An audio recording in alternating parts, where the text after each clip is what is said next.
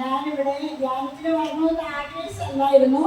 പക്ഷെ എൻ്റെ മോളും എൻ്റെ മരുമോനും എൻ്റെ കൊച്ചുമക്കൾ രണ്ടുപേരും കൂടെ കഴിഞ്ഞ പ്രാവശ്യത്തെ ധ്യാനത്തിലൂടെ വന്നിരുന്നു. അവരിവിടെ വന്ന് ധ്യാനം കൂടിയിട്ട് എൻ്റെ മോളിവിടെ അടിപൊളി ഒരു സാക്ഷിയോട് പറഞ്ഞു. അത് യൂട്യൂബിലൊക്കെ ശരിക്കും കൊടുത്തിട്ടുണ്ട്. അന്ന് എൻ്റെ മോളവിടെ വന്ന് എന്നോട് പറഞ്ഞു, മമ്മി നമ്മൾ പല ധ്യാനം കൂടിയിട്ടുണ്ട്, പക്ഷെ ഇതുപോലെ അടിപൊളിയായ ഒരു ധ്യാനം ഞാൻ ഇതുവരെ കൂടിയിട്ടില്ല. അത് സാക്ഷ്യത്തിലുണ്ട്. അവരൊന്ന് പറഞ്ഞപ്പം എനിക്ക് ധ്യാനത്തിന് പോകണമെന്ന് ഞങ്ങൾക്ക് താല്പര്യമൊന്നുമില്ലായിരുന്നു. ഞാൻ കഴിഞ്ഞ വർഷം ഈ സമയത്ത് ധ്യാനം കൂടിയതായിരുന്നു. അപ്പം ഞാൻ വിചാരിച്ചോ, ഞാൻ ഒരു വർഷമായല്ലേ ആയുള്ളൂ, ഞാനൊന്ന് പോകണം എന്നൊരു ചെറിയൊരാളും. അപ്പം എനിക്കൊരു കുഞ്ഞമ്മ ഉണ്ടായിരുന്നു, എൻ്റെ അച്ഛൻ്റെ അനിയൻ്റെ വൈഫ് ഇവിടെ ഇരിപ്പുണ്ട്. അപ്പോൾ കുഞ്ഞമ്മ ഒരു വർഷം മുമ്പ് എന്നോട് പറയട്ടെ, നീ പോരുവാണെങ്കിൽ എനിക്കൊരു ധ്യാനത്തിന് പോകണം, എനിക്ക് തന്നെ പോകാൻ പറ്റില്ല എന്ന്. അപ്പം ഞാൻ കുഞ്ഞമ്മയോട് പറഞ്ഞു, കുഞ്ഞമ്മയ്ക്ക് വേണ്ടി ഞാൻ ഉറപ്പായിട്ടും വരുമെന്ന് പറഞ്ഞു. അപ്പം ഞങ്ങൾ പോകാനിരുന്ന വേറൊരു ധ്യാന കേന്ദ്രത്തിലാണ്.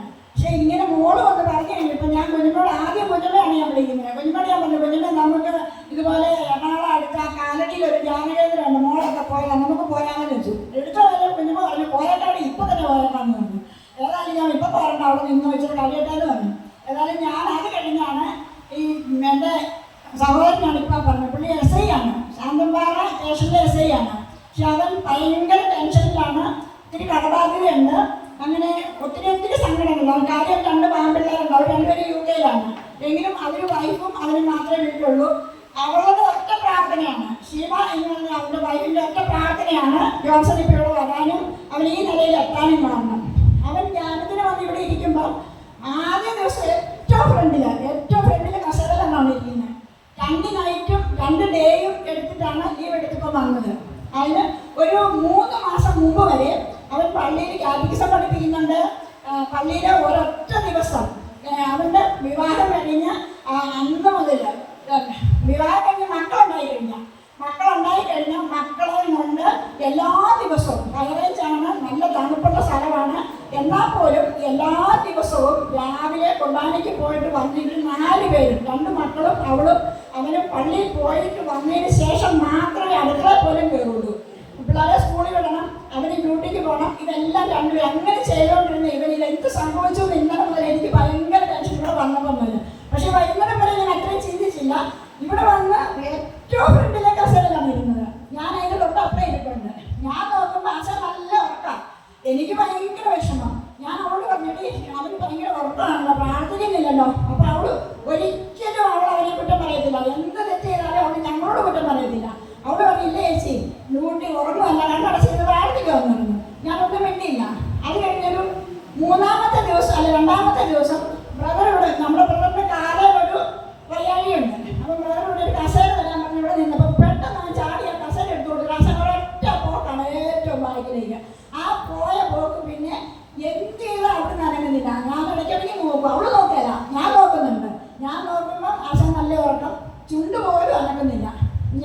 അവള് ഒരൊറ്റ രാത്രി ഉറങ്ങിയിട്ടില്ലെന്നുള്ളതാണ് സത്യം. അവൻ്റെ ഇരിപ്പും എല്ലാം കണ്ടിട്ട് അവളെല്ലാ ദിവസവും എൻ്റെ അടുത്ത് തന്നെയാണ് കിടക്കുന്നത്. അവള് രാത്രി ഉറങ്ങില്ല, അങ്ങോട്ട് തിരിഞ്ഞടക്കും ഇങ്ങോട്ട് തിരിഞ്ഞടക്കും. എന്നിട്ട് എനിക്കറിയാം സംഭവം എന്താണെന്ന് എനിക്കറിയാം. പക്ഷെ ഞാൻ എൻ്റെ കൗൺസിലിങ്ങിൽ ഞാൻ പറഞ്ഞു, എനിക്കൊരു ബ്രദറുണ്ട്, പക്ഷെ അവനിപ്പോൾ ഇവിടെ ധ്യാനത്തിലുണ്ട്, പക്ഷെ ഒരു വാ പോലും തുറക്കുന്നില്ല, ഒരു ഹല്ലേലൂയ പറയുന്നില്ല. എനിക്ക് ഭയങ്കര സങ്കടമാണെന്ന് തന്നെ കൗൺസിൽ ചെയ്ത ആൾ പറഞ്ഞു, അത് കുഴപ്പമില്ല ചേച്ചി, ഒരു കാര്യം ചെയ്ത് സഹോദരനെ ഓർത്ത് പ്രാർത്ഥിക്കുക. ഞാൻ ഒരു 1 മുട്ടകൾ അവിടെ നിന്ന് ഇവിടെ വരെ ചെല്ലി 2ാമത്തെ പദ്ധതിയെല്ലാം ഞാൻ പോയി നോക്കിയപ്പോൾ ആശാന്റെ ചൂട് അണിയുന്നുണ്ട്. ആശാൻ അവിടെ ഒന്നുണ്ട്, ശരിക്കും കൈ പൊക്കുന്നുണ്ട്. ഒരു കൈ പൊക്കാൻ തുടങ്ങി, 2 കൈ പൊക്കിയിട്ടില്ല, ഒരു കൈ പൊക്കാൻ തുടങ്ങി. അപ്പോൾ എനിക്ക് സമാധാനം. ഞാൻ കുഞ്ഞിനോട് പറഞ്ഞു, അവളോടും പറഞ്ഞു, പയ്യെ അനക്കം വെച്ചിട്ടുണ്ടെന്ന് പറഞ്ഞു. ഏതായാലും ഇന്നലത്തെ ആ ക്ഷമയുടെ ക്ലാസ് കഴിഞ്ഞപ്പോഴേ ആശാൻ പയ്യെ കയറി ഫ്രണ്ട് വന്നു. ഏറ്റവും ഫ്രണ്ടിലാണ് ഇന്നലെയൊക്കെ ഇരുന്നത്. ഇപ്പൊ ഇതിലും കൂടുതൽ പ്രസംഗം പറയാനും സാക്ഷ്യം പറയാനും നല്ല കഴിവുള്ള ഒരു ബ്രദറാണ് എൻ്റെ ബ്രദർ. എന്ന് വെച്ചാൽ പള്ളിയിൽ പോകുമായിരുന്നു, കുമ്പസാരം, കുർബാന, ധ്യാനം എല്ലാം കൂടിക്കൊണ്ടിരുന്ന ആളാണ്. പക്ഷെ ഇപ്പം ദൈവം ശരിക്കും രക്ഷിച്ചു. അതുപോലെ തന്നെ എനിക്കിവിടെ വന്നിട്ടുണ്ടായ അനുഭവം ഏറ്റവും വലുതാണ്. 2ാമത് ഇവിടെ ഒരു കുഞ്ഞു മാതാവിരിപ്പുണ്ട്. അച്ഛൻ ബ്രദർ പറഞ്ഞു, മാതാവിനെ കയ്യിലെടുത്ത് എപ്പോൾ വേണേലും ആർക്ക് വേണേലും ഇവിടെ പ്രാർത്ഥിക്കാമെന്ന് പറഞ്ഞു, മുട്ടായി വരാമെന്ന്. ഞാൻ ഒരാഴ്ച ഓടി വന്ന് മാതാവിനെ എടുത്തു. എനിക്ക് എന്താണെന്നറിയില്ല, എന്നെ കണ്ടിടിക്കുന്നതിൽ കൂടുതൽ മാതാവിനെ കണ്ടിടിക്കുന്നതെന്ന് എനിക്ക് തോന്നി. പിന്നെ എനിക്ക് തോന്നി മാതാവിനെ ഞാൻ കണ്ടിടിക്കുന്നത് എന്നെ തന്നെ അടിക്കുന്നതാണ്. എന്നെ അതൊരു ഭയങ്കര ഒരു വൈബ്രേഷൻ. എനിക്ക് ഭയങ്കരമായിട്ട് എനിക്ക് ചങ്കിടിക്കുവാണോ കണ്ടു കയറുവാണോ എനിക്കറിയില്ല. മാതാവ് എൻ്റെ കയ്യിൽ ഇവിടെ വരെ ഞാൻ മാതാവിനെ കൊണ്ട് വന്നു. മാതാവിനെ തിരിച്ച്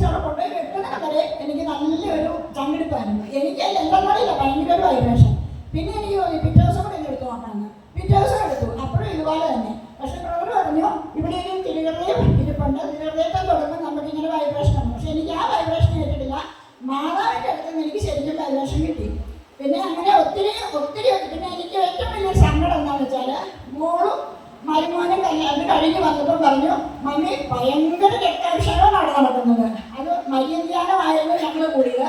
എങ്കിൽ പോലും ഭയങ്കരമായിട്ട് രക്താഭിഷേകം. കൊച്ചു കുഞ്ഞുങ്ങൾ ഇവിടെ നിന്ന് ഞാൻ എൻ്റെ കൊച്ചുണ്ട് ഇവിടെ നിന്ന് ഡാൻസ് കളിക്കുന്ന സമയത്ത് അൽത്താരം മുതൽ തൊള്ളിയായിട്ട് രക്തം കുഞ്ഞുങ്ങളുടെ കാലിൻ്റെ ചോട് വരെയും വന്ന് കുഞ്ഞുങ്ങൾ അവിടെ നിന്ന് കാറിന്ന് വന്നു. അത് ശരിയാണ്, സത്യമാണ്, അവർ പറഞ്ഞ കാര്യമാണ്. പക്ഷെ ഞാനിവിടെ വന്നപ്പോഴും അപ്പം മോളെന്നോട് പറഞ്ഞു വിട്ടു, മമ്മി രക്താഭിഷേകമാണ്, നിങ്ങളെ രക്തത്തിൽ കുളിപ്പിക്കുമെന്ന് പറഞ്ഞു. പക്ഷെ എന്തോ നമ്മുടെ ബ്രദറിന് ചാടാനും ഓടാനും പറ്റാത്തതിൻ്റെ കുഴപ്പം കൊണ്ടാണോ എന്താണെന്നറിയില്ല. ഏതായാലും അത്രയും രക്താഭിഷേകം ഇപ്രാവശ്യം ഉണ്ടായില്ല. എങ്കിലും ഞങ്ങൾ ഇന്നലെ കണ്ടുകൊണ്ട് രക്തം വന്നു, രക്തം കണ്ടു. പിന്നെ എനിക്ക് സങ്കടം, ഞാൻ ഇന്നിവിടെ ഇരുന്നിട്ട് പ്രാർത്ഥിച്ചു. ഞാൻ ഇനിയുള്ള ധ്യാനത്തിൽ വരും, അടുപ്പിച്ചടുപ്പിച്ച് വരും.